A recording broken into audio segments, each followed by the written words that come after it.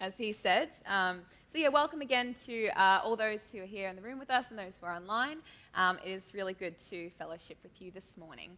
My name is Hayley. For those who don't know me, I am on the pastoral team here at Springwood, and part of my role is youth and young adults. And the series, can you guys hear me? Sorry, it feels like I'm shouting. Is it going through? Maybe it's too far back. Is it okay? Is that all right? All right, cool. Is that better? Sweet, even better. Well, anyway, the series we've been exploring throughout this month of April has been Close Encounters of the Jesus Kind. And Dale's been taking us through stories of real people who Jesus encountered in his ministry here on earth, and how each of those moments radically changed their life, from surrendering everything and following Jesus to the few that regretfully decided to walk away. And we talk about how God has the tendency to show up and meet people in some of the most unexpected places. And one of my favorite ways that we get surprised in an unexpected way is with marriage proposals. Now, I'm not engaged or married, however, I do love a good engagement story. So I asked a couple people this week, what is the best story you've heard or experienced of someone asking someone else to marry them? And the first story I had was the story of Sally and Steve.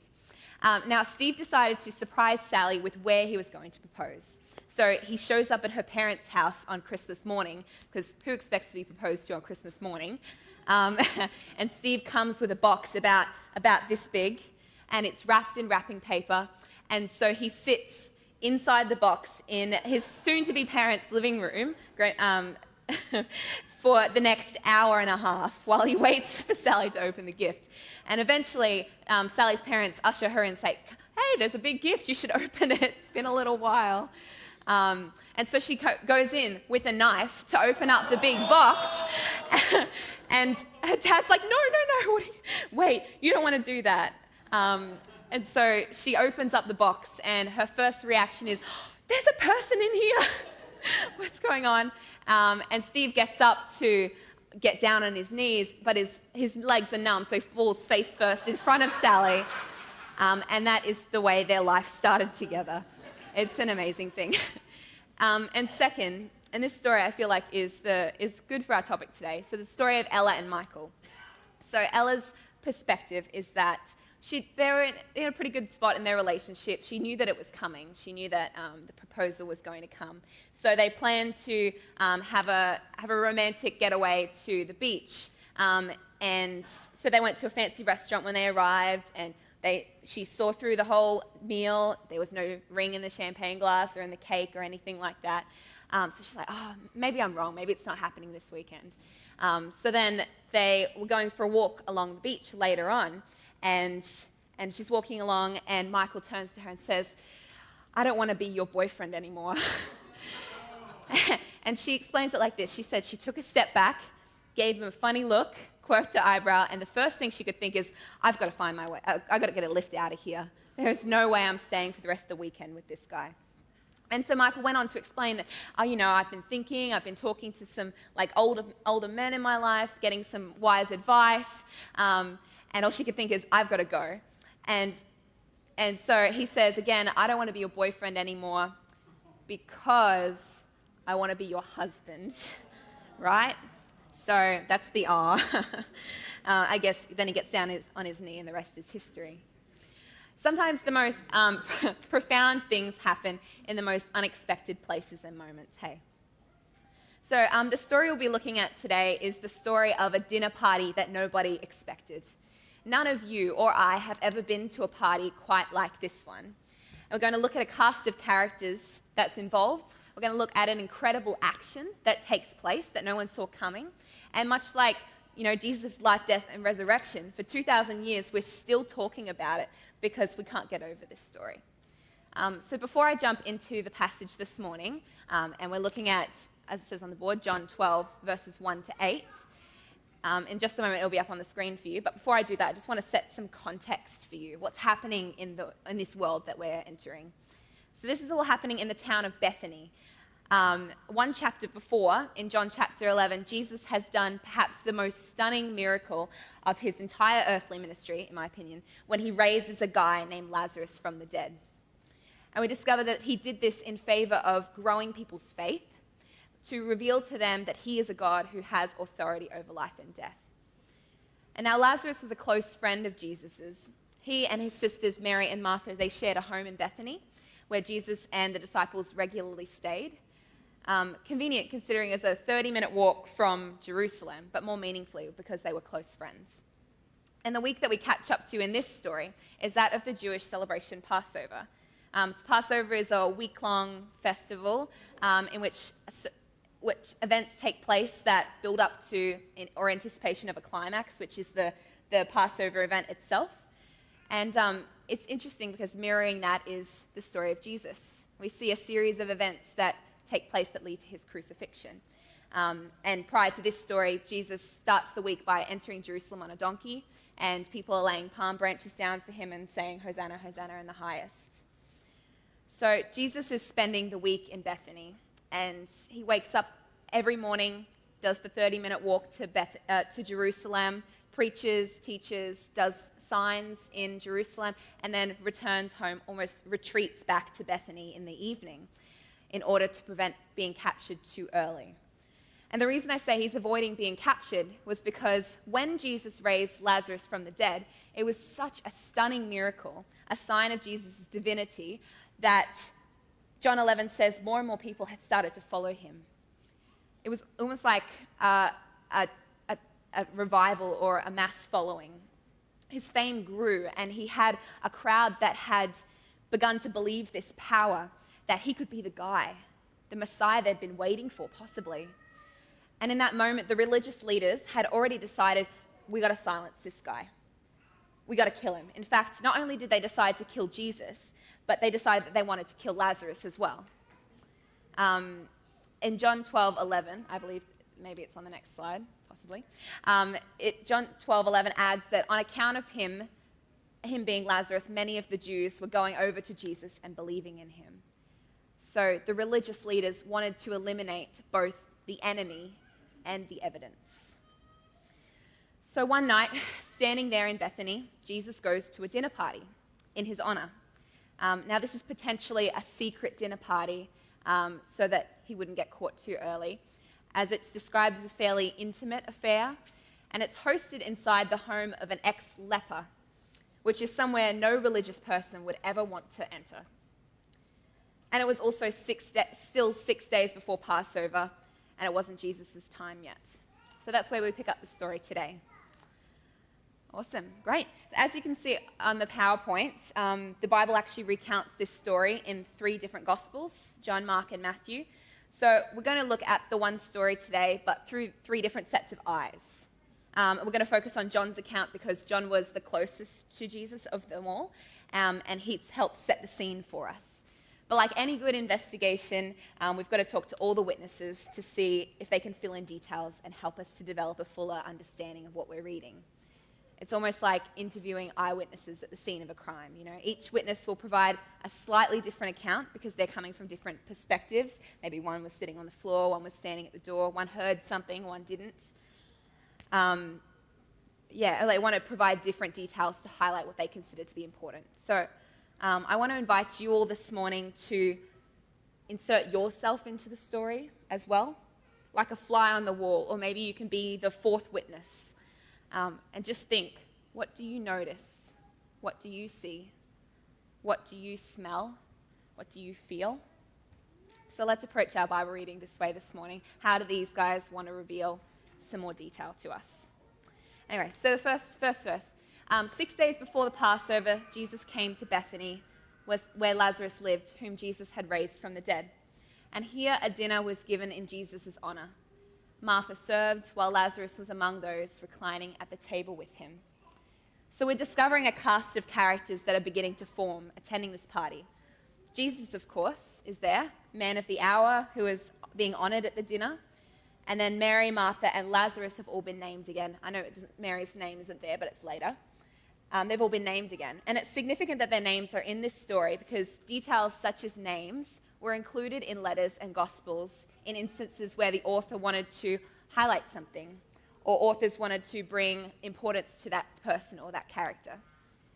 Which makes sense in John's account because they were the main characters in the previous chapter. It's like they're in season 1 and they're back for season 2. So John wants us to know that they were there. However, the accounts of Mark and Matthew don't mention them at all, but they do reveal a new character who John didn't mention, the host of the dinner, Simon the leper. See, we're starting to gather evidence and build like a scene. So what we know based on these accounts is that the characters of the cast currently includes Mary, Martha, Lazarus, Simon, and Jesus at the secret dinner party. So we've got Simon the leper, kind of a new character for us today. I must say, that sounds like an unusual last name. So it's helpful to know that the leper was not his last name, but more of an assigned second name, possibly by the author John.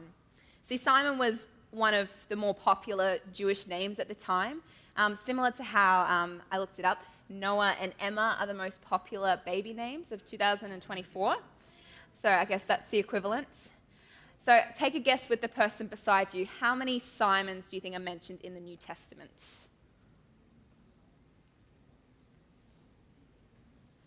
Any brave guesses? That's a good question. You think 4? 2? Anybody else? 8? Ooh, 6. Good question. 7? 5? Well, you're all wrong because there are actually 14 Simons in the New Testament, and I don't know if you'll count Simeon, but there are 5 Simeons. So that's a lot of Simons, and things can get pretty confusing. Think, for example, Simon Peter, Simon the Pharisee, here, Simon the leper. So it was helpful to identify Simon from Simon with a second name. So from that list, he sure drew the short straw. Imagine being known for generations by your disease, especially if Jesus heals you from it. Yikes. So for those who don't know, leprosy is a bacterial infection. It attacks the nervous system in the body and exposes itself on the skin. It leads to rotting, decomposing skin, earlobes, noses, lips, and it makes its way all throughout the body of the infected until their feet and hands turn shriveled and scaly. It's a pretty terrible disease that you can't hide from. But leprosy often didn't kill somebody. It wasn't usually the cause for death, but it would just never stop growing and spreading. And in the scriptures, it's interesting because leprosy is often used to symbolize sin, that there are various ways that you can hide it, and sometimes you can't. But over time, it does the decomposing of the soul. And there are all these accounts in the Bible of Jesus moving towards people with leprosy. Like a leprous person in the Bible would have to live separately from the rest of society. And if they were ever to enter society, I don't know, by accident or on purpose, they would have to almost run around saying, I'm unclean, don't come anywhere near me, which must have been humiliating. And I was actually reading in Leviticus this week, and it's one of the existing rules from back then that the priests would require, if someone was diseased or unclean, that they would have to shout, I'm unclean, which is just, awful. I can't imagine that today. Lepers were considered untouchable. However, Jesus constantly touched lepers. Can you think of a story where Jesus did? It was an extraordinary thing in his ministry that he loved to show that which would maim, infect, or disfigure us has zero power when it comes in contact with the Son of God. Let me read that again. That which would maim, infect, or disfigure us has zero power when it comes in contact with the Son of God. And his authority over it was demonstrated all the time, including when he raised Lazarus from the dead. So Simon was most likely a man who had been healed of this leprosy by Jesus in the past. And think about this, it's actually very cool. Simon, because of his disease, had never been invited to a party, let alone hosted a party to honor Jesus. So this event where Jesus raises Lazarus from the dead, imagine what it would have been like for Simon to stick his hand up and say, I want to throw the dinner, I want to do the honoring celebration, come to my house. I feel like that would have been really significant at the time. And I hope that when you read this story that you don't just skim over these names here, because it's very interesting to imagine the kind of party that was transpiring here. With at least two right now, very unexpected people in attendance. A man who should have had leprosy for the rest of his life, healed and hosting a dinner party. And Lazarus, the guy that was dead and rotting in a tomb a couple of days ago, reclining and having small talk at the dinner table. Like, what an awkward party. But man, it speaks of the power of encountering Jesus. Hey, Lazarus with the decomposition in his death and Simon's in his life. And Jesus wants both of them in the room. And I think about Lazarus just briefly. Like, the others at the table were probably still wondering, is he really here? Is this real? Like, where did you go for 4 days? Did you see a bright light? Are there pets in heaven? So here Jesus is at a dinner party in his honor with a group of very unlikely people, and someone is about to do something completely unexpected. So let's read on. And then Mary took about a pint of pure nard, an expensive perfume, and she poured it on Jesus' feet and wiped his feet with her hair. And the house was filled with the fragrance of the perfume. Well, that seems like it came out of nowhere. I don't know about you, my first thought is, what is nard? I have no idea what that is. So I did a little research just to help, so you can actually appreciate what Mary has done for Jesus. So nard, or spikenard, or nardos in Greek, was a very uncommon, very expensive perfume that existed at the time. It was extracted from these rare grasses in India, and they would I don't know how you would squeeze juice out of grass, but that's what it said. Squeeze juice out of grass, and it would become this hard substance. And that through a very lengthy and costly process, they would turn it into perfume. And then, of course, if you add shipping it from India to, Jerusalem and all the labor and everything like that, it became a very expensive product.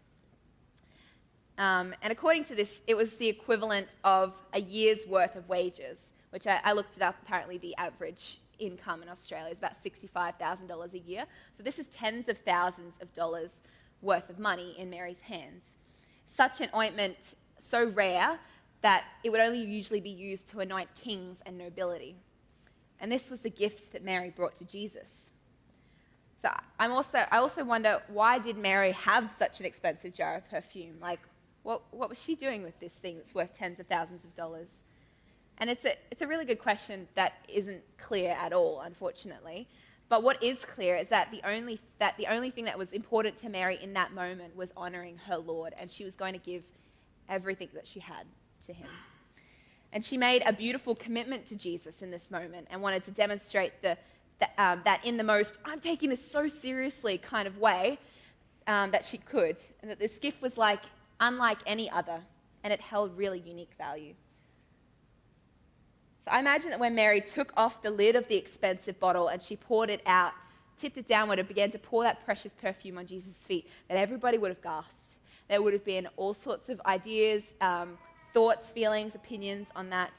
Because this kind of perfume was not normally used for feet, and not normally used for somebody like Jesus, somebody that wasn't obviously a king or nobility. And Mary's actions would have been considered a horrible waste in people's minds, and they were, we'll read in a minute. But that wasn't how she saw it. Mary loved, appreciated, and valued Jesus. And John's Gospel mentions Mary's name. I don't know if you've noticed just by looking at this, the other accounts don't mention Mary at all, where the other Gospels do not. And we're reminded of her recent encounter with Jesus in John. Steeped in grief over the death of her brother, in her despair, she pours out her heart to Jesus, expressing her belief that if he'd only come earlier, her brother Lazarus would not have died. And then in an astounding display of divine authority, he raises Lazarus from the dead, and Mary's faith is transformed in that moment because she sees Jesus for who he truly is, the promised Messiah, the anointed Savior foretold by the prophets, higher than any king or any noble. Mary owed him everything, so this is her response. And the truth is, encountering Jesus demands a radical response, doesn't it? The passage says that as a result of Mary's response, the house was filled with the fragrance of the perfume. One person's all-in response to Jesus affects an entire atmosphere. Let me say that again. One person's all-in response to Jesus affects the entire atmosphere. And yet, amidst the smells, there are different reactions. So let's talk about that. Next one. Oh yeah, that's the perfume. But one of his disciples, Judas Iscariot, who was later to betray him, objected. Why wasn't this perfume sold and the money given to the poor? It was worth a year's wages. He did not say this because he cared about the poor, but because he was a thief.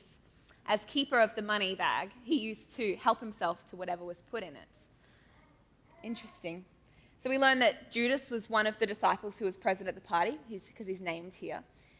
And he's got some strong opinions on Mary's actions. But we learned something new in the story about Judas. It's kind of fun, actually. Judas, who the whole world knows, in fact, in culture, in common speak, the word or the name Judas has a meaning now because of this. Talk to the person beside you. What does Judas mean in culture today?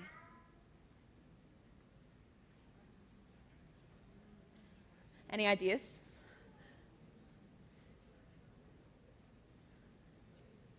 Rachel, what do you think?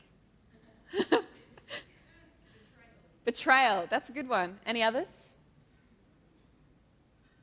Yeah, well, betrayal's good. Betrayal, traitor, bad guy, don't trust him. It's interesting he's got that reputation, hey? But we find out something else. Not only was he a traitor, but Judas, who proves to be the least trustworthy of the friends of Jesus, is given the job of watching the money by Jesus, who knows he's going to betray him. Is that interesting? And I wonder, and this is just speculation, but I wonder why Jesus gave him that job. Like, was there something about how he wanted to love him even though he knew how it would end up? Is there something about how Jesus knew of Judas's love of money that Jesus wanted to meet him in that place? I mean, maybe the most unexpected place to encounter Jesus was his most difficult thing to give up. I don't know, do you find that sometimes that some of the places you encounter Jesus are those difficult places that you struggle to give up, struggle to surrender? Yeah. So what's interesting are the different reactions in the room. So even though John's account considers Judas as a significant character because they assign him a name, both Matthew and Mark just suggest that here, just says some of those present were saying indignantly, that's a hard word, and Matthew says the disciples, just in general.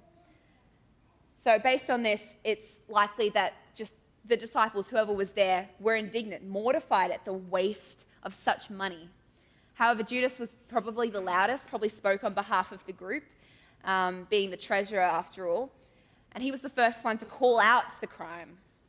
And I don't know about you, but his objection is fairly logical, right? Like, why would Mary waste such perfume when it could have been sold and the money could have been almost multiplied tenfold and blessed dozens and dozens of people? But Jesus responds to this differently. In verse 7, it says, "Leave her alone," Jesus replied. "It was intended that she should save this perfume for the day of my burial. You will always have the poor among you, but you will not always have me." In the Bible, Jesus makes it very clear that where one's treasure is, one's heart is also. And in this moment, Jesus doesn't just jump on the Judge Mary bandwagon, but instead he says that what she's done is a beautiful thing. In Mark and Matthew, that's his wording, that what she's done has been beautiful to me. So we know at the very least that this story touches Jesus' heart. Jesus saw a woman's love and thankfulness and declared it beautiful, not wasteful, but beautiful. In rejecting Judas's statement that it was stupid to waste such money when it could have been otherwise sold and the funds put towards something else, Jesus promotes a kingdom value. It's on the next slide. That loving and serving people should always be ahead of money and possessions. It's good, hey?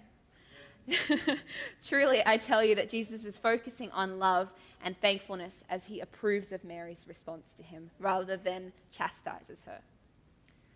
So have a look at the next verse. It's interesting that it doesn't show up in John, but it shows up in the other two identically.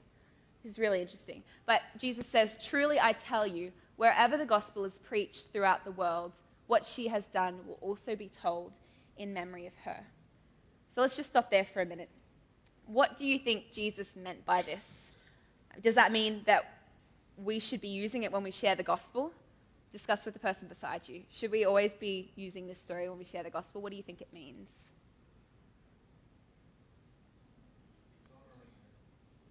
Yeah, honouring her. Yeah, that's right. That's right. Doesn't matter the cost. Any other ideas?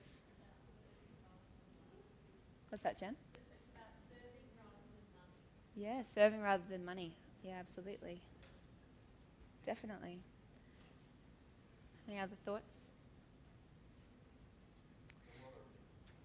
So Mm. much important. Yeah. Because she loved him so much, she didn't care what she had to give. Yeah. She was thankful in every possible way. And Yeah. this was the best way she could show him. Yeah. She was saving this thing, I don't know for how, maybe all her life, a Mm. special occasion, and Jesus turned up and that was it. Yeah, I love that. This was all she could give, and she did it because she was thankful. It's amazing. She had no idea what was coming. Yeah, absolutely. And yeah, Jesus says that this story will be told wherever the gospel is preached. I don't know, I was reading this week and I was like, have we been telling the gospel wrong? Like, should we always be including this story every time we share the gospel? Like, I mean, in one way, the prophecy is true. Like, we're here talking about it right now. But I think even more meaningfully, what Jesus might be alluding to is that where the gospel is rightly told and heard and understood, this is the only proper way to respond. To push all of our chips into the middle of the table, to surrender our most valuable thing. And the story goes, the next day, Judas goes to, there we go. Oh, this one's only in Matthew as well. The next day, Judas goes to the religious leaders and he asks, what are you willing to give me if I should deliver him to you? So they counted out for him 30 pieces of silver. And from then on, Judas watched for an opportunity to hand him over. 30 pieces of silver, hey. That's all it took. Mary poured out something worth a lifetime of savings. And 30 pieces is not an insignificant amount, but it is not the same value. Mary saw Jesus for who he really was. Everyone at that party had gotten something by hanging around Jesus, but only Mary responded by who he is, not just what he'd done for her, not just the benefit. For Mary, for us, following Jesus is way more like a marriage proposal than a club you sign up for. It's way more, I don't want to be your boyfriend anymore, and way more, I want to be your husband, your wife. I want to be committed to you for the rest of my life. It's going all in for Jesus. It's unreserved. It's Jesus saying, I will give you everything. All I want is everything back. For Mary, as a single woman, this perfume was likely her gold nugget, her financial security, perhaps even her future. This money was her everything. Now she's saying to Jesus, you're my future. Today, is Jesus your everything? Is he your future? Are you trusting your bank account, or are you trusting in Jesus? Are you trusting in your health, or are you trusting in Jesus? Are you trusting in stuff or careers or positions? Or are you saying to Jesus, no, actually, you are my everything, and I'm going to waste my perfume on you? Mary's revelation about Jesus didn't happen overnight as well. Much like us and the other party guests, she was on her own faith journey at a different stage in her faith and had taken a series of steps that had led her to go all in for Jesus, to decide that she was not going to look at anything else to be her security, but that she was going to commit in her heart to trusting him. So I wonder, what is your next step? If there is anything stopping you from committing your whole life to Jesus, then you have to get rid of it. And this bottle for Mary perhaps represented the one thing that Mary was holding so dear, and the one thing that was keeping her from committing to Jesus. Because, I don't know, if she decided one day that she didn't want it anymore, want the Jesus thing anymore, she could take that and her future would still be secure, and she had trust in this object. She wasn't fully trusting God because she knew that, if I ever need to, I can just run and I have money, I have stuff. But instead, she gave her worldly possessions to him. And I guess my question for you is, if you were in Mary's shoes, what would you need to lay at Jesus' feet? What perfume do you need to waste on him? So I guess something I'd like to encourage you to do this week is to go home and sit at Jesus' feet and just ask yourself the question, is there anything stopping me from surrendering to you right now, from committing my whole life to you? And just sit there until either you give it to him or you at least identify what that is so that you can start working towards that. You can start taking those steps towards that. So that's all for me this morning, but I would love to just pray for you all, if you're happy to bow your heads. Jesus, thank you so much for this story, that we do get to read it 2,000 years later and that it is preached about to this day, because, God, it sets the standard, doesn't it? Like, it shows us what it looks like to fully surrender our lives to you. Thank you, God, that you want to meet us where we are as well. That, Lord, that you have grace, that each of us are on different journeys towards you. We're each at a different point in our faith. And that, God, you're right here with us. You're riding through this journey with us. I ask that you help us to surrender everything to you. Will you help us to see where we are holding back so that we may find the life that we are looking for and everything that you have to offer. We want to be a church that's all in for you, Jesus. So just ask that you help us and you guide us towards that. Just thank you for this, Lord Jesus. In your name, amen. Yeah, awesome. Yeah, band, come up. So exciting. I get to invite the band up. That's the first time I've done that here.